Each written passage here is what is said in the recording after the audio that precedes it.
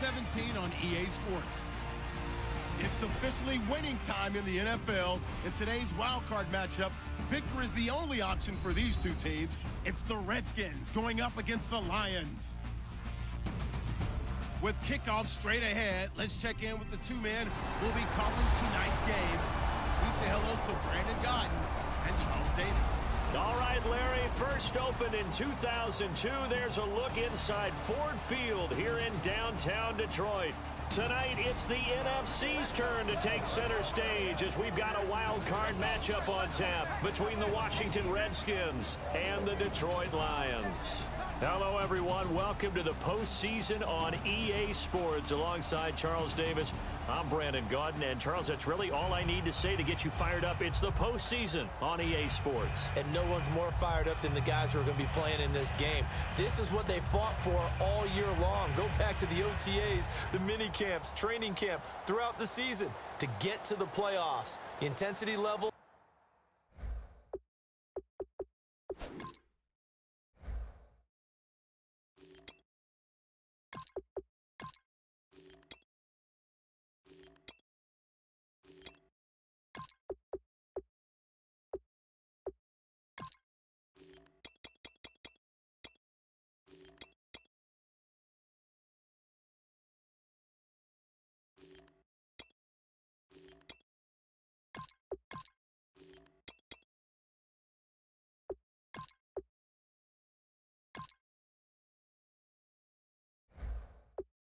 Will be off the charts.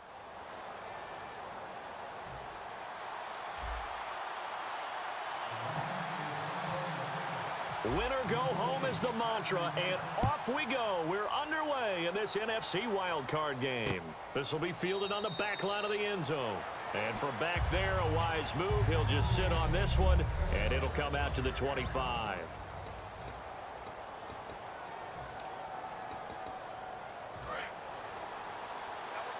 Possible run anticipation here as the D-line sandwiches together. Let's go!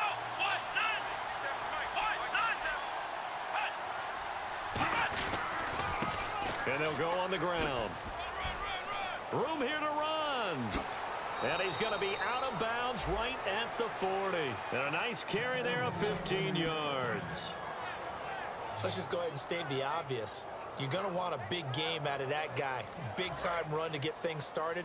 But even more importantly, coming in on the road, trying to silence the crowd, take them out of it a little bit, slow down the emotions of the game, and get yourselves under control and feel like, yeah, we're going to be okay on the road. And seeing no options, he just tosses this one away incomplete. Now that'll bring up second down. So 2nd and 10 here.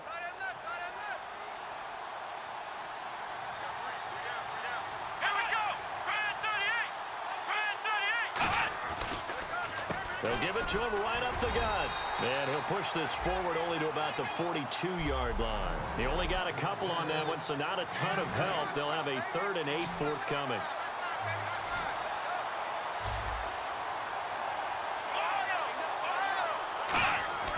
On 3rd down, he'll drop to throw. Nowhere to escape, and he goes down. They overload him that time with a safety blitz, and he winds up being dropped for a loss of 7. The Redskins send out their punter. As the first drive of the game stalls out, he's on to punt.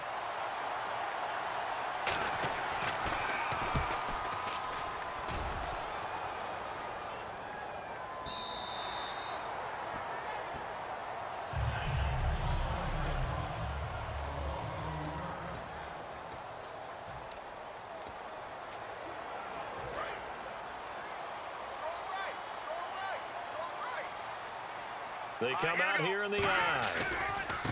Now a handoff here to his running back. 2 yards on the carry there. It'll be 2nd down.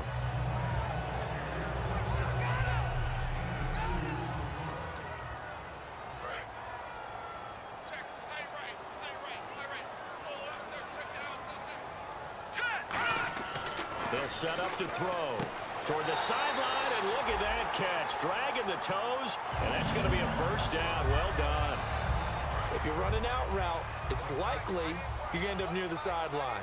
And what did we just see there? You got it. The benefits of practice. Toe tapping, foot dragging, picking it up, and making sure it was a catch. Give him a couple on the carry there. 2nd and 8. There we go, D. That's the way to hit. He'll look to throw. Flush to his right. Now he's going to throw deep right side. And incomplete there. A nice hit. Jars the ball free and brings up 3rd down. On every offensive coordinator, every play caller sheet, they have about 5 or 6 plays per game that they call shot plays or big plays, and you don't get many opportunities to dial them up, and they just did, and they dropped it with a great chance to make a big play. Oh, you saw that one coming. It's intercepted. Thrown back across his body. Picked off by the linebacker, Jarrell Freeman. He violated a big-time no-no in throwing that pick. Rolling right, throwing across his body. And you know that your dad taught you that in the backyard when you were a tyke. Yep. Don't do it. The problem, every now and then you get away with it. This time, not the case. They'll run it now out of the gun. And he'll be brought down at about the 42. 2 yards on the pickup there. It'll be 2nd and 8. That's a good play by the guys on the defensive side of the ball. Held them to a gain of 2. And that changes the playbook a little bit now for the guy calling plays. 2nd and 8. Now he's got to probably think about going to the air instead of maybe staying with the ground game. And he is met at the line of scrimmage, and he goes down right there. Officially no gain on the play, and they're left with a 3rd and 8. And they'll need to get to the 35 if they want to keep this drive going on 3rd down. From the shotgun, he'll look to throw. And incomplete. He had nowhere to throw, so he just tossed it away. But that brings up 4th. The Redskins send out their punter. On for his 2nd punt. He'd take a repeat of his 1st.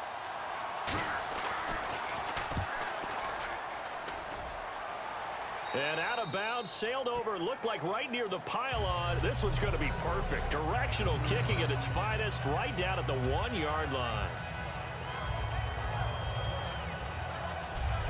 Here's the Detroit offense now as they head back out onto the field. Very tough spot here for the offense to start.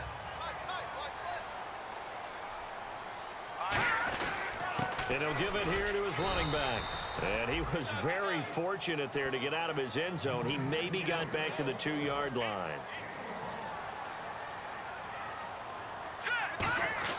Back to throw now in his own end zone. And this is caught by Martavis Bryant. Give him 11 yards that time and a new set of downs.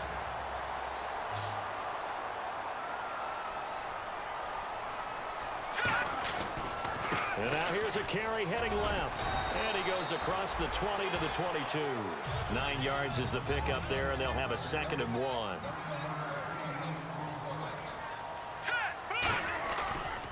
And they'll run it here. And he's able to get up here to the 26. At 5 yards on the play there, as the drive will continue.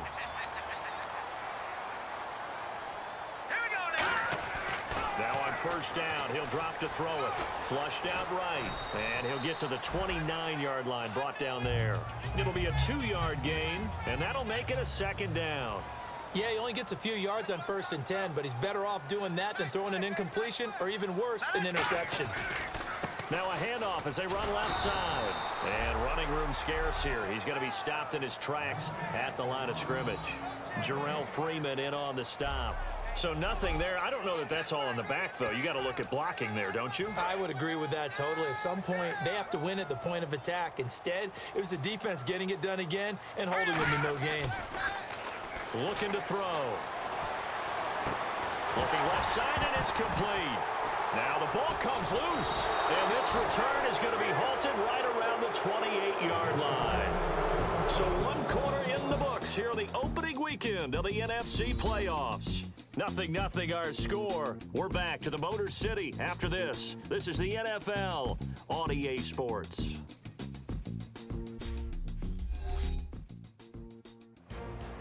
Back live, Charles Davis to my right. I'm Brent.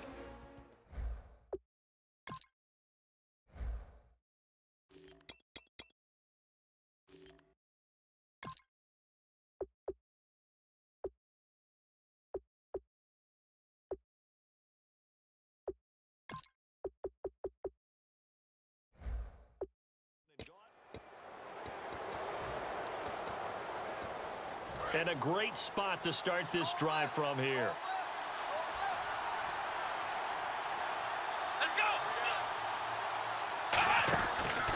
They'll give it to him right up the gut.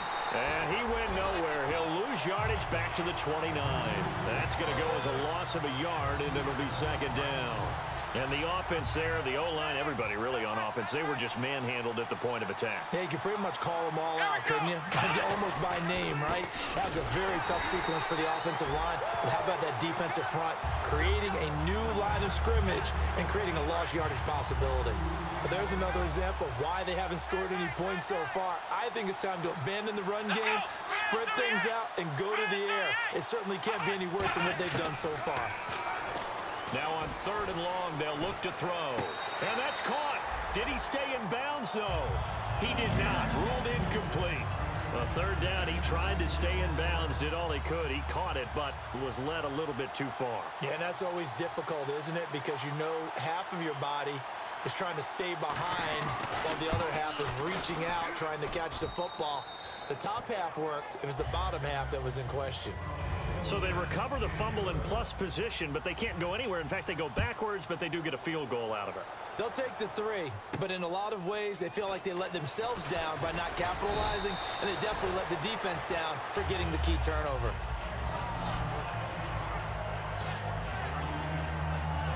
The Lions offense, they get ready to head back onto the field. And last time they coughed it up, led to a field goal. They're fortunate that it only led to a field goal, but still, they're not happy about it. Could you sense the relief, though, when they only gave up the field goal?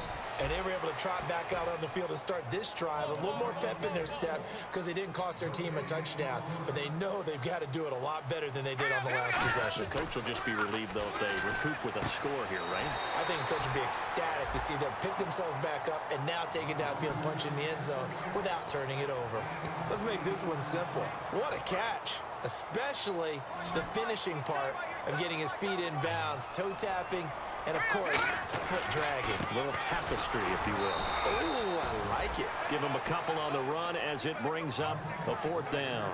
Partner, that's another short run there, and I think the easy thing is to look at him right now and say, let's get away from him entirely. Let's start throwing the football, but I don't think you ever entirely abandon the run. It helps set a tone for the game for you, keeps your offensive linemen feeling good about themselves, and it actually tamps down a defense's pressure because if you just throw it all the time, it's going to tee off with the pass rush. So they take a big chance here in their own territory, and you think the coach may have some questions to answer? Yeah, and, you know, normally we focus on the media, right? The social media barrage that he's going to get for this one. How about on his own sideline and in his locker room? Yeah. Because I think the team's going to look at him like, Coach, why would we go for it there? I mean, no confidence in the defense. You don't like the punter. I mean, what's going on here? You owe us some explanations.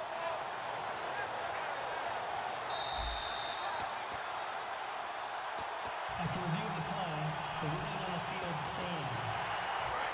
Well, he challenged the play. It did not pay off.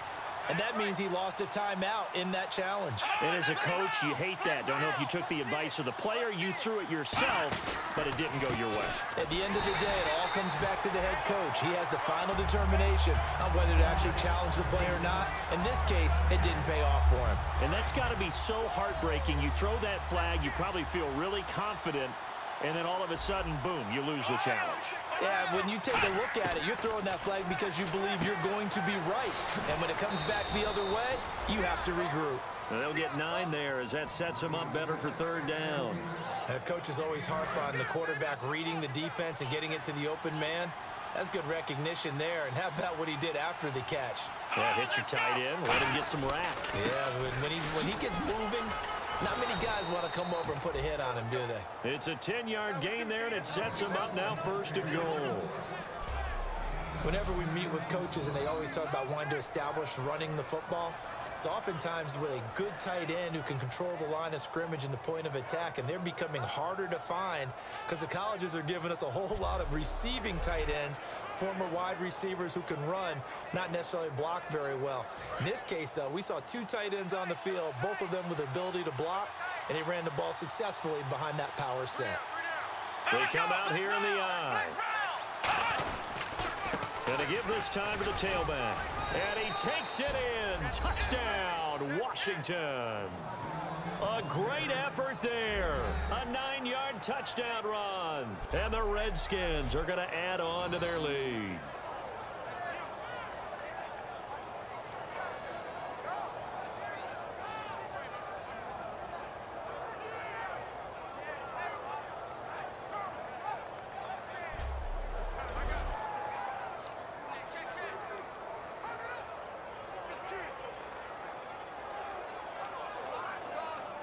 Extra point attempt to follow here.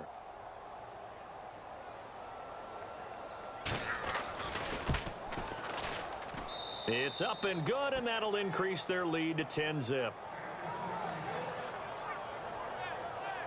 So that drive, 4 plays. And the result, a touchdown for Washington.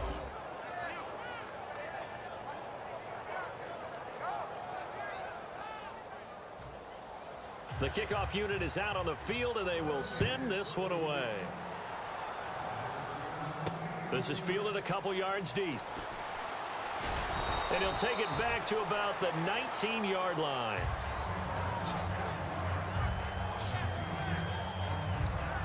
So here come the Lions now. And last time this unit was out here, costly turnover, and then that turned into 6 points. They've got to make amends. And how many times have we sat in meetings with coaches and they use the term complementary football? Offense take care of the defense, defense take care of the offense. That didn't happen on the last possession. This is a chance for them to pick themselves back up and help their team. Yeah, we'll see if they can recoup and recover. They'll set up a throw. Bryant with a catch right side. And they're able to get this one across the 35. It's a gain of 11 yards that time, and it produces a new set of downs. And now it looks like they're going to be in the hurry-up. Back to, and no escaping this time as he'll go down. They got him for a sack. It'll be a loss of 7 on the sack, and it brings up second. Great job defensively. I think he was trying to go through his progressions, find someone to get rid of the football. Before he knew it, he was on his back. So that just brings us right back to what you said in the beginning. A great job defensively. Nowhere to go with the football. That led to the sack. It's incomplete. Took a shot, couldn't connect. Pass interference. Defense. So a pass interference here, and this is obviously a call we see all the time, but for the defender, it's becoming almost impossible to play defense in some of these situations. You're trying to play through the receiver to the football. If there's any contact at all before he gets there, those officials will throw the flag and call interference. And an incomplete pass. That'll stop the clock here with just under a minute to play in half number 1. Second down here after the incomplete pass. And that play was what every defense is wary of. The big strike attempted downfield, but they were in excellent position. They didn't get fooled, and while he didn't come up with the interception, was able to bat the ball down. That one goes for 13 yards, and it moves the sticks. Looking to speed things up here, going with some tempo. From the red zone now, they'll look to throw. Finding a safety valve here. That's complete. And stopped a few yards shy of the goal line at the 3. And the offense in a great spot. It's first and goal from the 3. And he'll go backwards, losing yardage to the 5. It's a loss of 2 there, bringing up second down. He'll look to throw. And that is caught. Touchdown, Detroit.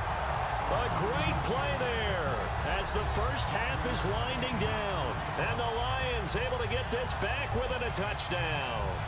Well, this could be a big turnaround. They get the touchdown here in the final moments of the second quarter. And remember, Charles, they're going to get the ball to start quarter number 3 as well. So what you're saying is if they take the ball down to start the second half and score again, it could change the entire complexion of this game, couldn't it? Absolutely. Set now to kick this one away, and off it goes. This will be fielded on the back line of the end zone. And not wanting to risk anything here late in the half, he'll just take a knee, and they'll bring the football out to the 25.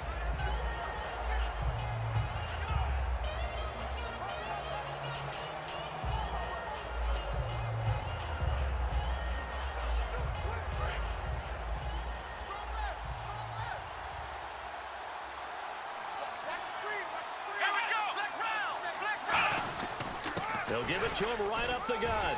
And he'll take this up near the 35, maybe the 34. Give him 9 on the carry that time, and they're set up with a 2nd and 1. So we come upon halftime here in this NFC wildcard matchup, as we'll send you down to Orlando as we check in with Larry Ridley and our EA Sports Halftime Report. Larry? Thanks, Brandon, and welcome to our EA Halftime Report. I'm Larry Ridley. Here in the playoffs, you hope to have close games where both sides are putting it all on the line, and that's what we have so far. It should be a very exciting second half. So let's take a look at the highlights from the first half. Redskins heading out on their opening drive. So going to get to the QB once again. This will go for a loss of 7.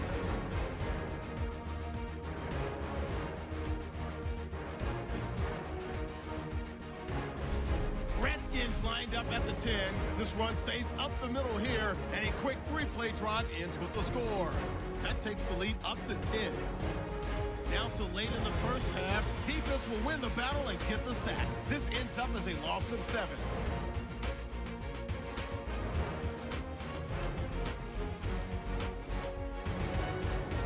Still late stages of the second. The pass is completed into tight coverage, and he capped off the long drive with a TD, cutting the deficit to 3.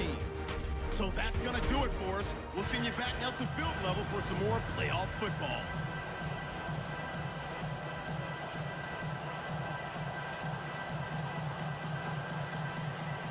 So both teams have their marching orders, and we'll get going again here in quarter number 3. This fielded a few yards into the end zone. Some might have returned that one. He won't. He'll go down to a knee, and they'll start the drive from the 25. The Lions offense now with a football first here to begin quarter number 3. They're down here, but very much in this game. What's the tonality of a coach's talk when a game is within striking distance like this at intermission? Typically, what they're doing is emphasizing the things that went well in the first half and wanting more of that. Sure, you've got to go over some of the errors and clean up some things because there's a reason you're down. But overall, I think they want to stay positive, stay up with this team. We're just starting the second half, and we've got the football. Let's go ahead and punch it in, and then we'll take it from there. See how that recipe works.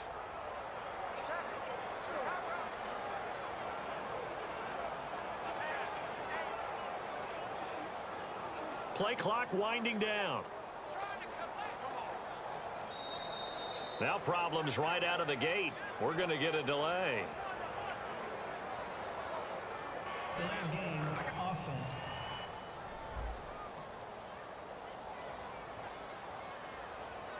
Still first down.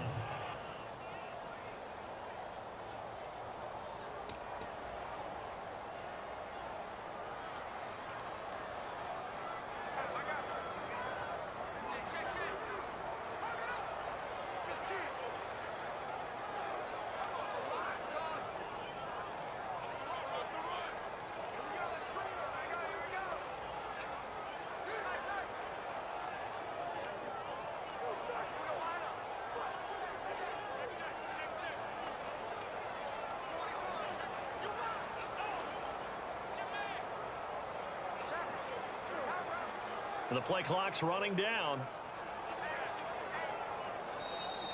Play clock down to 0. And this is not the way to start a drive. Delay of game, offense.